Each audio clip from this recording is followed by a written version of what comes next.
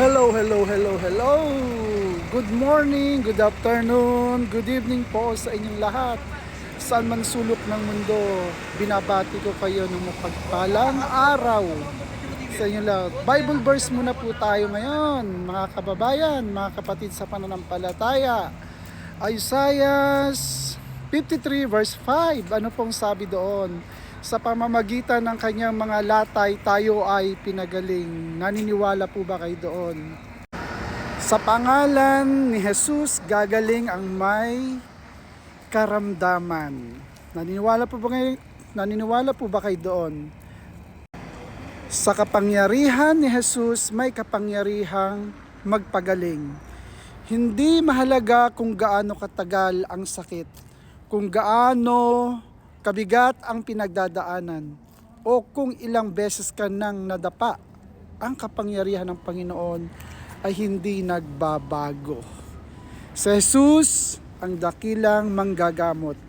Siya ang nagbibigay lakas sa nanghihina, pag-asa sa nawawalan, at kagalingan sa mga may karamdaman. Kahit sa mga sandaling parang tahimik ang langit, patuloy pa rin siyang kumikilos.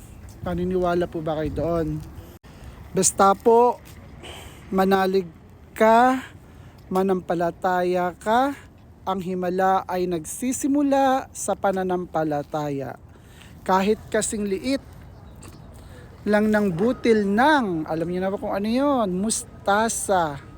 Kapag binigkas natin ang pangalan ni Jesus nang may buong pagtitiwala, ang takot ay napapalitan ng kapayapaan at ang sakit ay walang kapangyarihan. Sa pamamagitan ng kanyang mga latay, gaya ng sinasabi sa Isaiah 53 verse 5, tayo ay pinagaling. Amen? Kung ikaw o ang mahal mo sa buhay ay may pinagdadaanan, ipagkatiwala mo ito sa Panginoon. Hindi ka nag-iisa. May Diyos nakakakita. May Diyos na nakakarinig. Tingnan niyo yung langit. Yan. Naririnig kayo ng Panginoon. At mayroon ding Diyos na nagpapagaling. Amen? So mag-comment ng amen, i-share ang mensaheng ito para sa iba at ipagdasal natin ang kagalingan ng bawat isa. Muli, mapagpalang araw sa inyo at hayaan nyo ang Diyos ang magbigay sa atin ng kapayapaan sa ating puso't isipan at ng kagalingan. Amen po ba? God bless you!